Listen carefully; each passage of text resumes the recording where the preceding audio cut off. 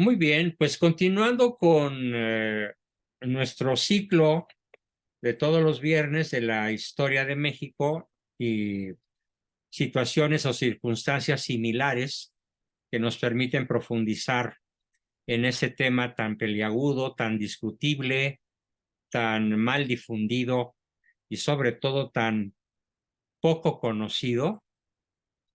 Dado que es el mes de diciembre, el mes en el cual celebramos la venida de Cristo, celebramos su nacimiento. Eh, Vamos a ver cómo nació México, cómo nació nuestra nación, por qué muchos historiadores serios, como José Vasconcelos, Alfonso Trueba, Salvador Abascal, un servidor, etcétera, decimos, sin temor a equivocarnos, que el ADN de México es católico.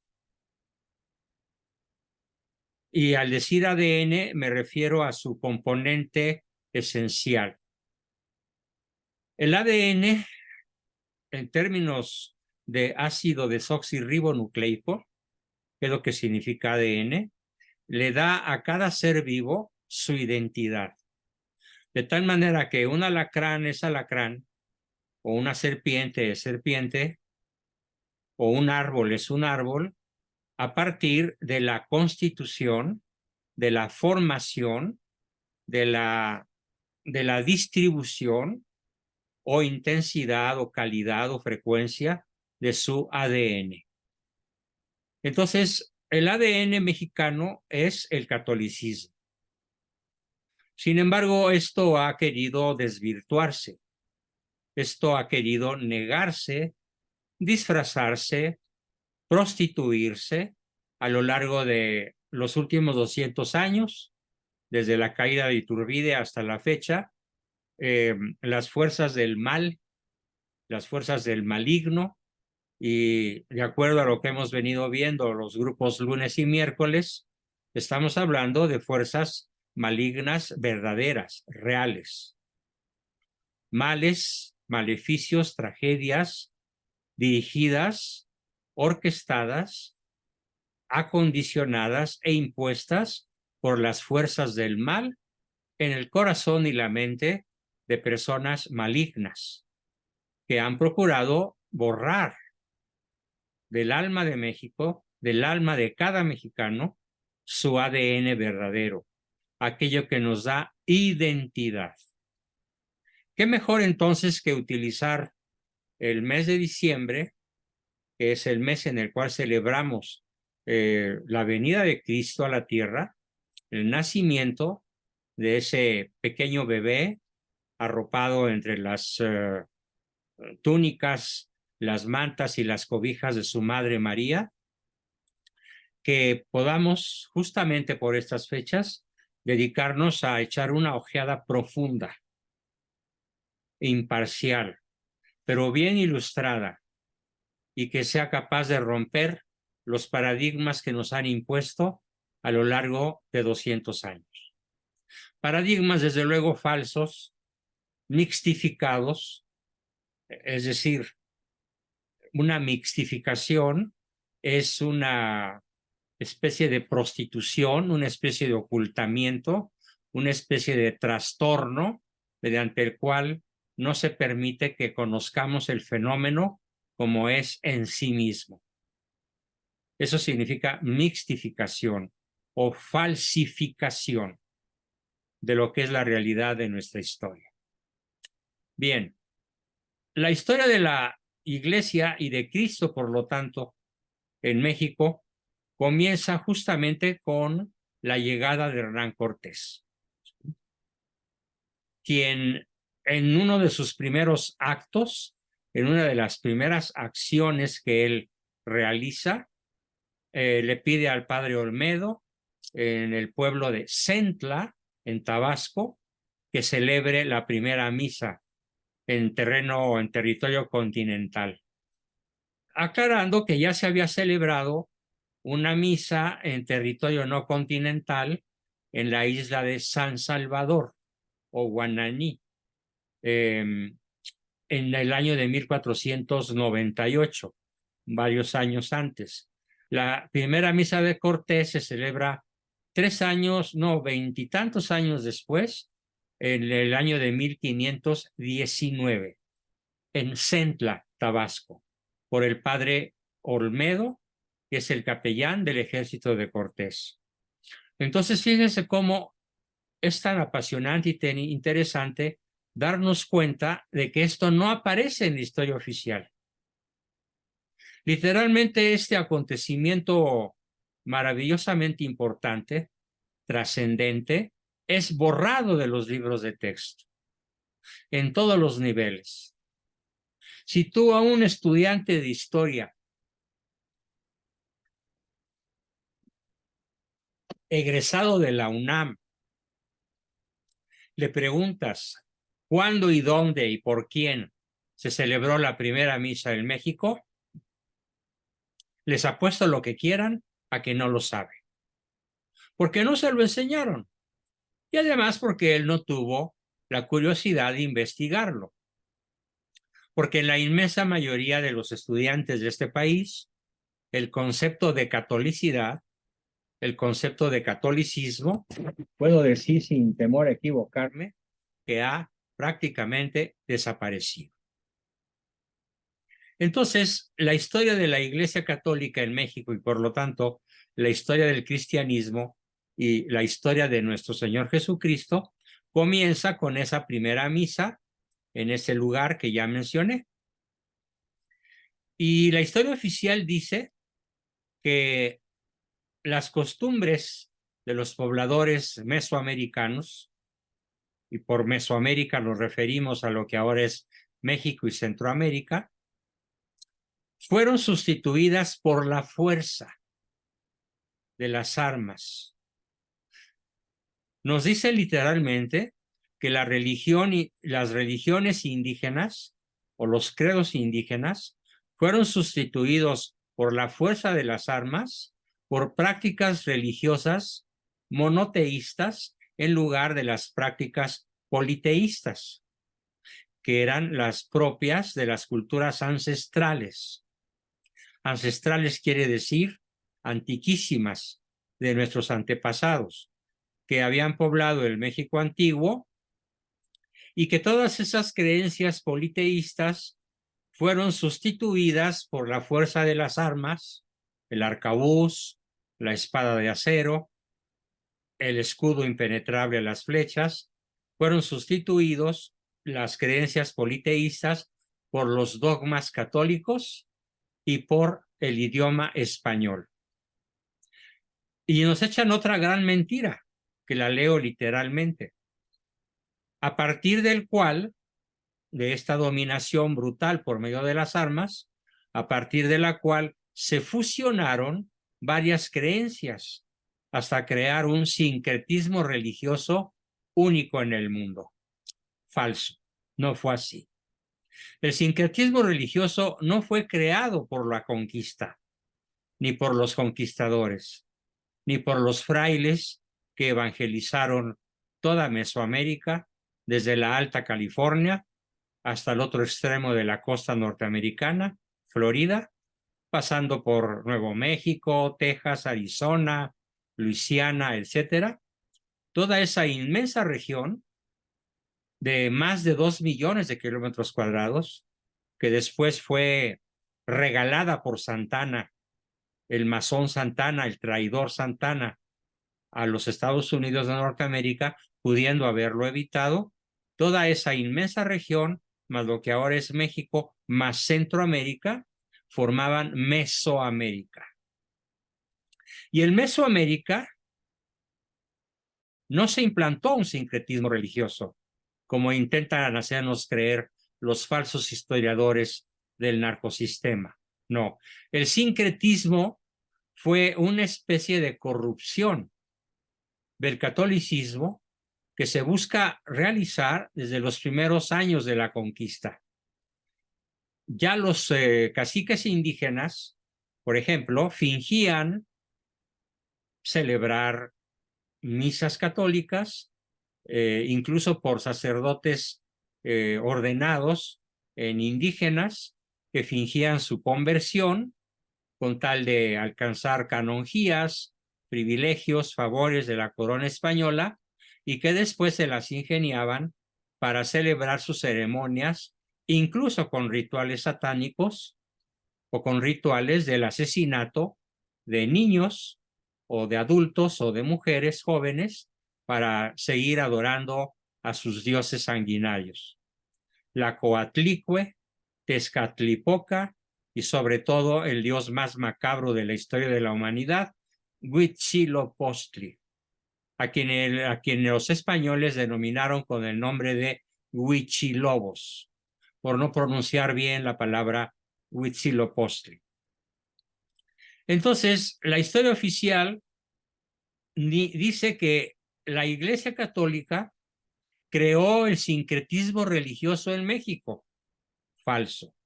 El sincretismo religioso, para conocimiento de todos ustedes, lo creó la masonería.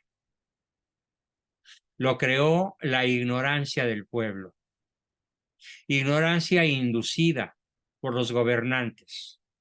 Por la inmensa mayoría de los gobernantes de este país, que sabían muy bien que la ignorancia es caldo de cultivo para creer cualquier cosa, para creer que la luna embruja, que el sol es un dios, que la constelación de la Osa Mayor influye en nuestra vida, aunque esté a millones de años luz de distancia. Es justamente la ignorancia inducida por los gobiernos masónicos la que finalmente produce un sincretismo religioso que, como lo decíamos hace un rato, cuando revisábamos las definiciones de palabras nuevas o difíciles, significa una revoltura, una especie de mezcla absurda, de mezcla contradictoria, de ritos, creencias, dogmas y pronunciamientos de tipo pagano, a la vez que de tipo católico, de tipo protestante o de tipo ateísta o de cualquier tipo. Se hace una revoltura sensacional y todo esto no fue obra de la Iglesia, como falsamente lo dicen los historiadores oficiales. Todo esto fue una obra intencional de la masonería, creada de manera directa o de manera indirecta.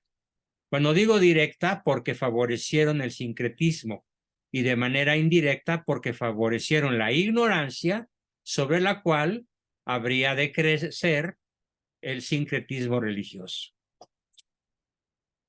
La historia oficial dice que la Iglesia Católica fue la institución más influyente después del gobierno español en la época del virreinato, normando la moralidad y la vida diaria de los novohispanos y siendo parte de la historia negra de la Inquisición española. Se necesita demasiada desvergüenza, se necesita caradura, o como dicen los argentinos, ser un boludo, o como digo yo, ser un necio, mentiroso, macabro, para inventar este mito.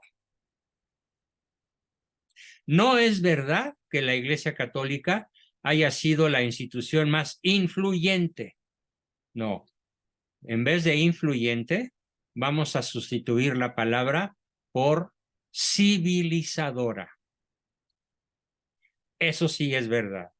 La Iglesia Católica fue la institución más evangelizadora, más civilizadora, después del propio gobierno español, o a la par, en la época del virreinato, sí, normando la moralidad, sí, y la vida diaria de los novohispanos, sí, y luego viene la parte falsa, siendo parte de la historia negra de la Inquisición española.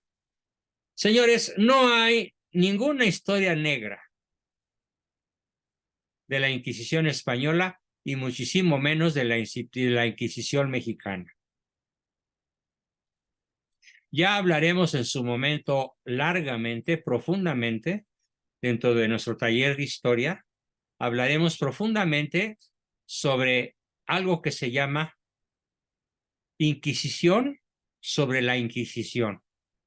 O sea, vamos a inquirir, vamos a preguntar, vamos a desnudar, vamos a penetrar a fondo en lo que fue la Inquisición española, la Inquisición en los países protestantes y la Inquisición en México.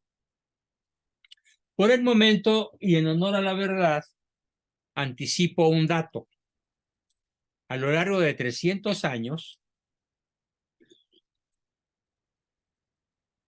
esta negra historia no llevó, como se enseña en las escuelas primarias de este país, secundarias y preparatorias, no llevó a la muerte a miles de personas.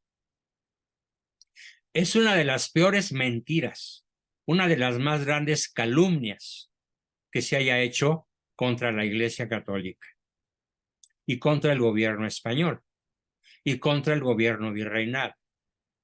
En realidad fueron únicamente 43 personas ajusticiadas, pero fueron entregadas al brazo civil porque estos sujetos habían cometido delitos gravísimos del fuero común.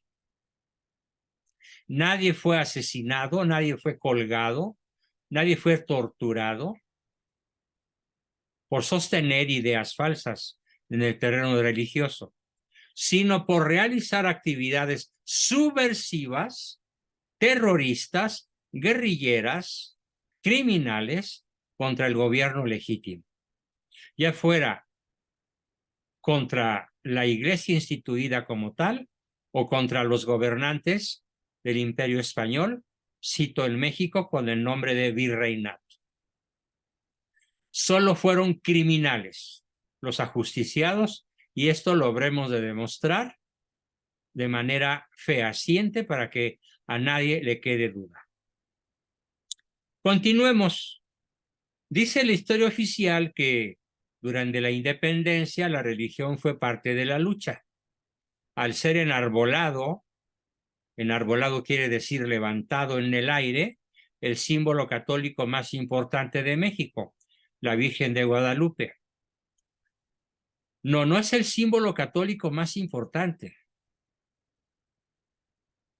El símbolo católico más importante, y además no es un símbolo, es una realidad, es la Eucaristía.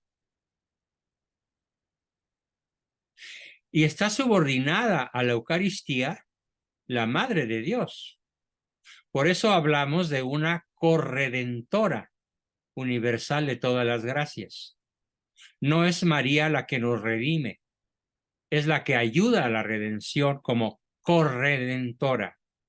Entonces, la Virgen de Guadalupe ha sustituido a la Eucaristía en la mente y en el corazón del mal católico.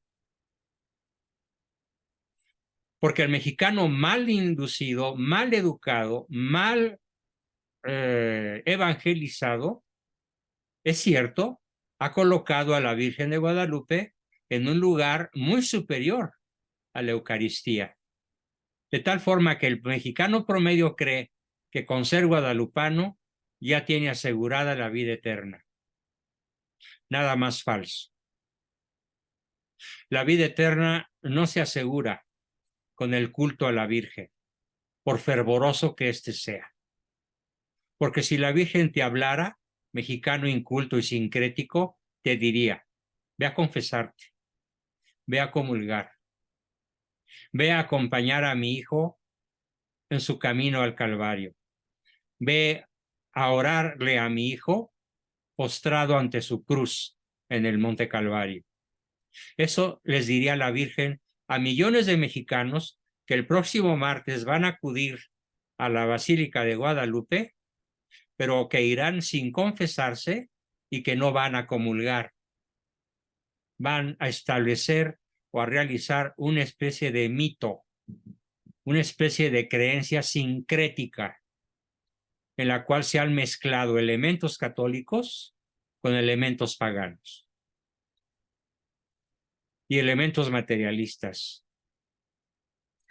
La historia oficial habla de que la Iglesia y de que los símbolos católicos influyeron mucho en la guerra de independencia y debo negarlo.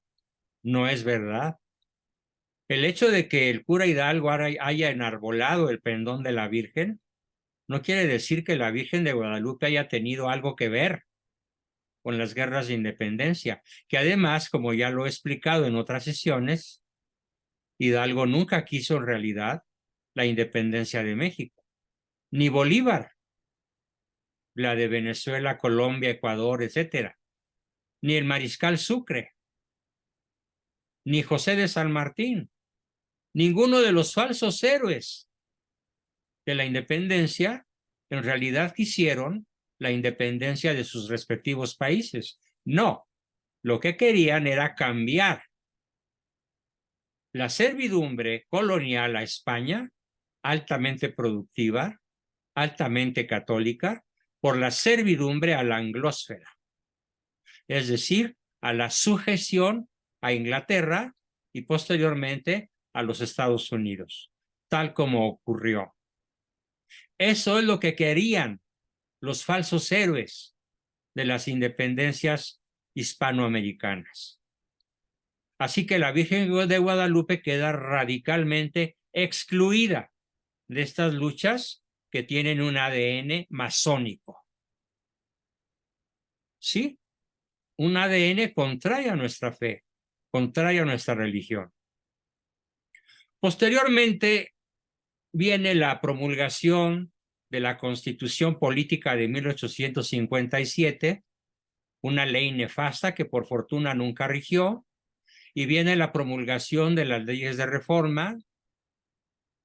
Y acerca de estas leyes inicuas, la historia oficial dice que marcan la separación definitiva entre iglesia y gobierno, surgiendo así uno de los primeros países laicos de la América Latina. Falso. Debo contradecir y debo borrar de la mente de todos ustedes esta enorme mentira histórica. Las leyes de reforma no marcan la separación definitiva entre iglesia y gobierno. No. Las leyes de reforma marcan la sujeción, la esclavitud, la subordinación de la Iglesia Católica al Estado. No separación. No igualdad de poderes. No libertad de la Iglesia para evangelizar, a la vez que el gobierno libre para buscar el bien común. No. La realidad es que a partir de las leyes de reforma, la Iglesia mexicana, la Iglesia Católica en México, quedó supeditada al poder de la masonería juarista, posteriormente porfirista, hasta que al final de su reinado, este gobernante Porfirio Díaz tuvo a bien crear un cierto aire de libertad para la Iglesia, que volvió a terminarse a partir de la instalación, de la promulgación de la peor ley que haya sobre la tierra, que es la Constitución mexicana o antimexicana de 1917, como ya lo he dicho en otras ocasiones, destructora de la nación mexicana. Destructora. Claro, tiene sus buenos artículos.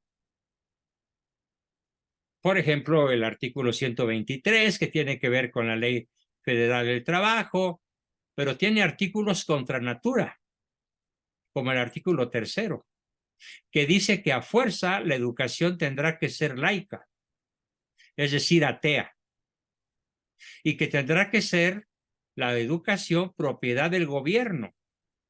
Y así, el 96% de la niñez y la juventud mexicanas han pasado a deformarse, a corromperse, a descristianizarse con la promulgación y la posterior implementación de la Constitución vigente de 1917 desde el 5 de febrero de ese año. Así que tenemos que ser absolutamente verídicos. La Iglesia Católica en México ha estado sometida en mayor o en menor grado al poder del Estado desde las leyes de reforma del tirano, masón, inicuo y asesino literalmente, Benito Juárez. El porfiriato, hay que reconocerlo, fue una época de pacificación y cesó la constante hostilidad de las facciones liberales gubernamentales contra los conservadores católicos y contra la Iglesia. Pero volvió a recrudecerse la persecución contra el cristianismo, contra el catolicismo, con el estallido de la Revolución, que yo llamo robo, con B grande, revolución anti-mexicana, porque de hecho parece que fue diseñada de la manera más eficaz y eficiente para la destrucción de la patria mexicana. Destrucción que como nunca,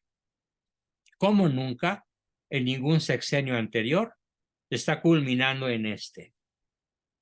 Al grado de que escritores como Elena Chávez o como Ciro Gómez Leiva y otros ya han renombrado a Manuel Andrés López Obrador con el nombre de el gran corruptor o el destructor de la patria mexicana. Esa hostilidad contra el catolicismo y sobre todo contra el ADN del ser mexicano comienza justamente con la revolución antimexicana de 1910, coronada con la Constitución o prostitución, como yo le llamo, de 1917, que desconoció la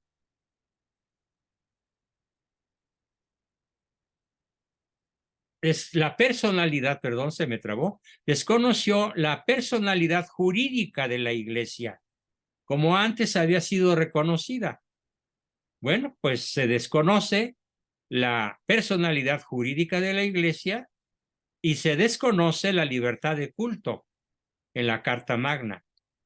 Esas disposiciones contra la Iglesia Católica aumentaron las tensiones entre los católicos más radicales.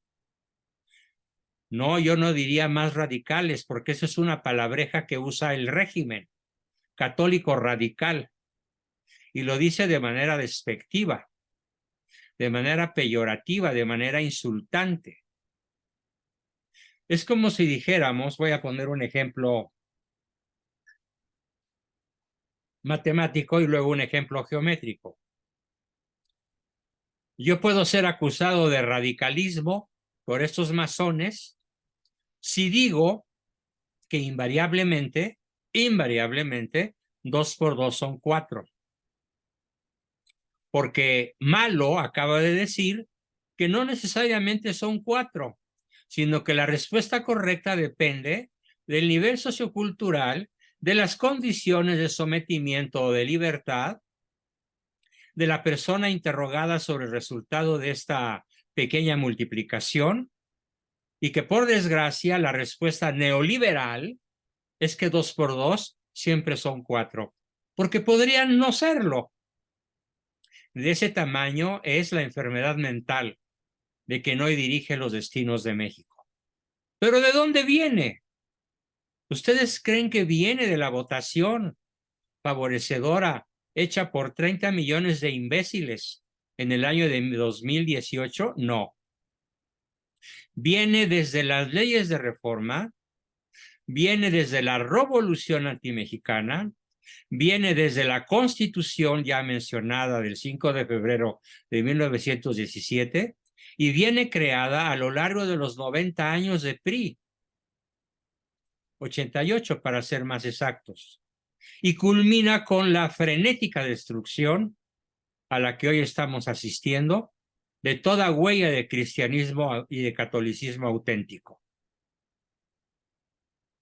Esta tensión que surge, que se agudiza entre la década de los 20 del siglo pasado, da origen entre los católicos más no radicales, más auténticos, más católicos. Es como si acusáramos de radicalismo al círculo que es perfectamente redondo. Porque bastaría que el círculo tuviese una abolladura, un achatamiento, para que ya no pudiéramos hablar de círculo, sino de algún objeto oblongo, el mayor o el menor grado. Así que no le llamemos radicales a los católicos que declararon la guerra al Estado mexicano en el año de 1928, 29 y 30. Perdón, 26, 27 y 28 para culminar con los arreglos del 29. Tema que veremos también con mucho detalle, con lupa, y se va a llamar así: las sesiones dedicadas a la guerra cristera.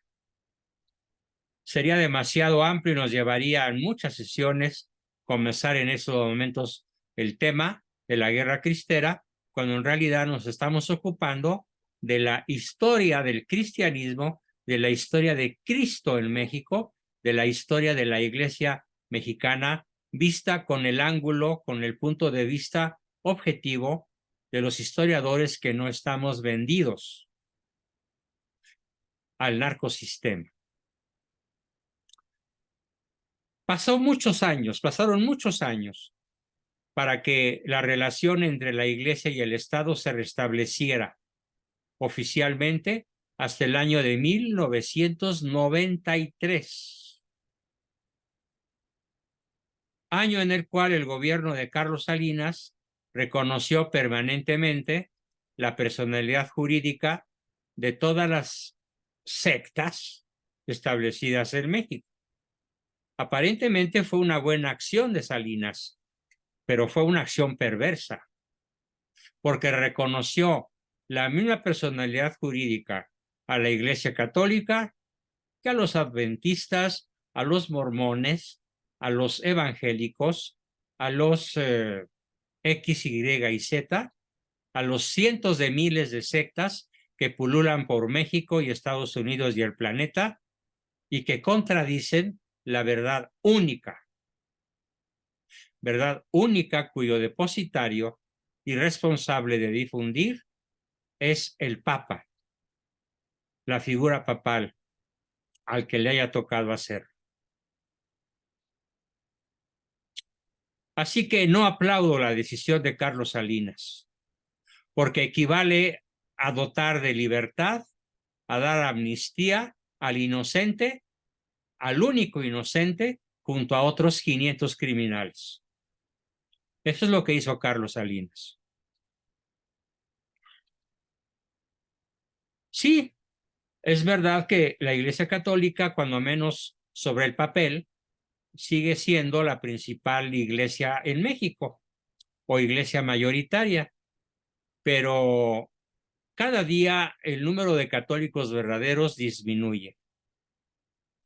También se restablecieron las relaciones diplomáticas entre México y la Santa Sede, y también comenzó a haber visitas mutuas entre los jefes de Estado, entre las que se cuentan las visitas de 3 papas a México.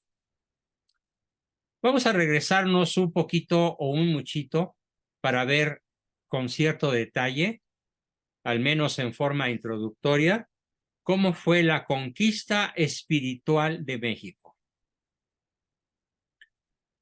Les voy a proporcionar de manera gratuita a todos los que estén al corriente en sus pagos de las cuotas mensuales de los talleres, les voy a proporcionar de manera individual, para lo cual les pido por favor que me digan yo estoy al corriente o que se pongan al corriente, un libro formidable que se llama La espada y la cruz de la evangelización.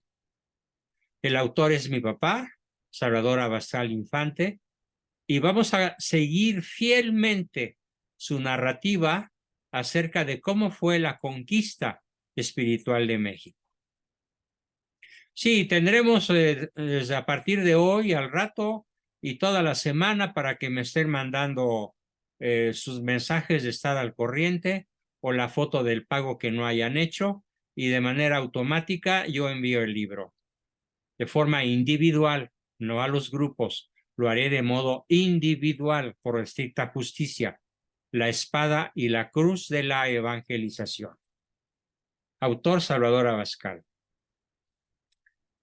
Dice la historia oficial que durante la conquista, y bueno, aquí yo hago la primera corrección. ¿Qué creen, mexicanos? ¿Qué creen, amigos? No hubo conquista, hubo evangelización, hubo civilización, hubo urbanización, hubo alfabetización, hubo bautismo, hubo conversión, hubo reducción de las tribus nómadas a pueblos y ciudades bien asentadas, sobre todo en el norte del país. Los chichimecas dejaron de ser una tribu nómada para asentarse en grandes poblaciones, lo mismo en Durango que en Chihuahua, que en el norte de San Luis, o en el norte de Puebla, o en el norte del Estado de México. Es la gran obra civilizadora, pero aquí viene lo más interesante.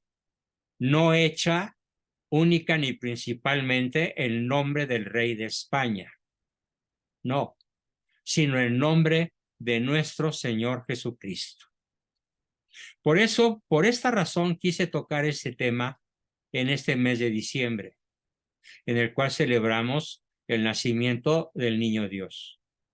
Porque la conquista, mal llamada conquista, fue en realidad una obra de cristianización, de bautismo, de conversión de todos los habitantes de Mesoamérica, casi sin excepción, al cristianismo.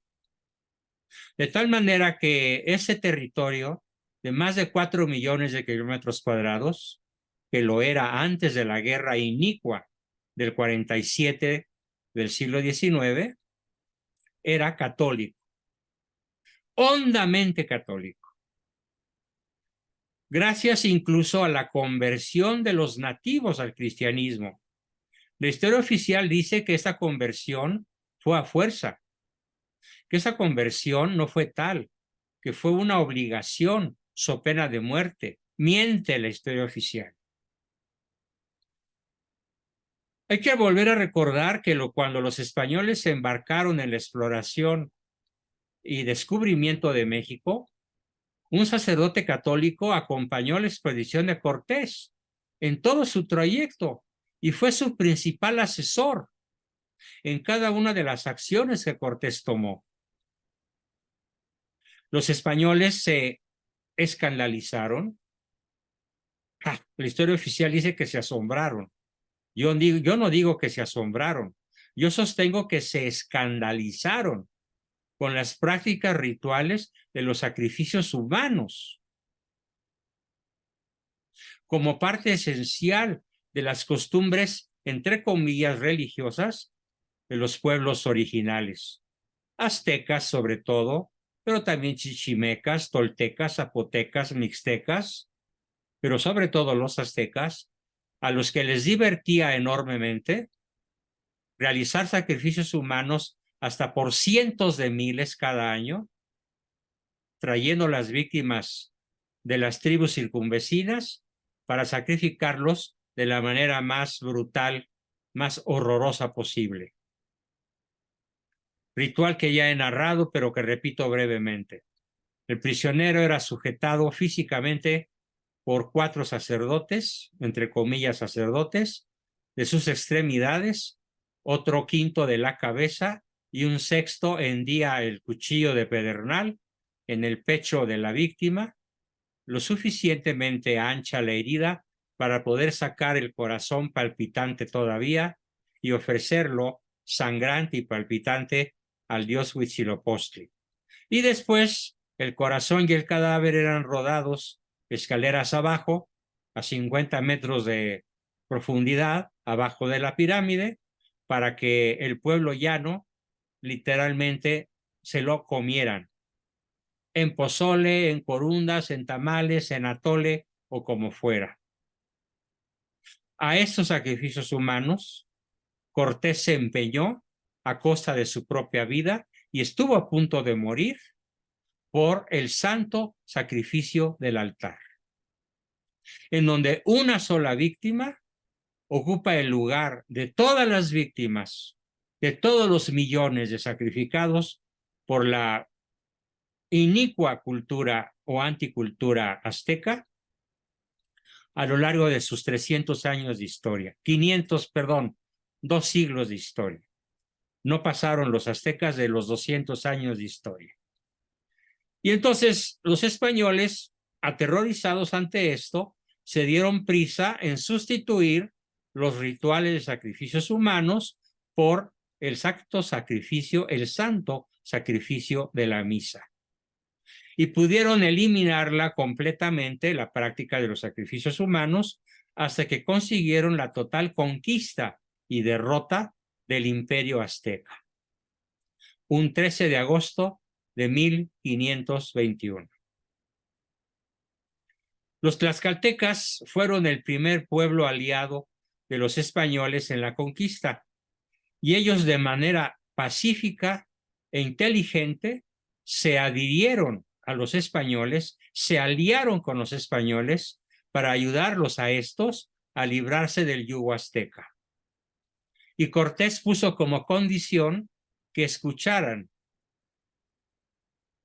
la prédica del padre Olmedo, la prédica de doña Marina, la compañera de Cortés, para que pudieran aceptar el bautismo de manera voluntaria, cosa que hicieron los 4 caciques más importantes de la República de Tlaxcala, quienes en nombre de nuestro Señor Jesucristo cambiaron los nombres indígenas por nombres cristianos, fungiendo como padrinos los mismos conquistadores. O sea, Cortés y los compañeros de Cortés de mayor jerarquía en el ejército fueron los padrinos que bautizaron a los 4 grandes caciques tlaxcaltecas, quienes se convirtieron voluntariamente al cristianismo, asombrados por la belleza de la fe católica que supieron transmitir con gran elocuencia y profundidad el padre Olmedo, doña Marina y otros soldados españoles de cierto nivel cultural que ya habían aprendido la lengua de los conquistados, de los nuevos catecúmenos evangelizados. La caída de Tenochtitlan el 13 de agosto de 1521 comienza a gran escala la conversión de los pueblos indígenas a la religión cristiana. Bien, hasta ahí nos quedamos en esta primera aportación de mi parte para que empiecen a conocer la historia de la Iglesia Católica en México y la acción de nuestro Señor Jesucristo en el destino glorioso, extraordinario de nuestra patria, pero que parece perdido en garras del comunismo, en garras del A4T, en garras de judías masónicas y ateas como la Claudia Sheinbaum y su pandilla de degenerados, por decirlo de manera eufemística y que suene bonito. Nos toca luchar por la reconversión de México a las filas del cristianismo para dar buenas cuentas al Señor en el momento de nuestra muerte. Bien, gracias y como siempre comenzamos nuestra fase de preguntas, aportaciones y dudas y preguntas que nos quieran hacer. Adelante, por favor. ¿Quién quiere comenzar? Voy a pausar y a volver a grabar.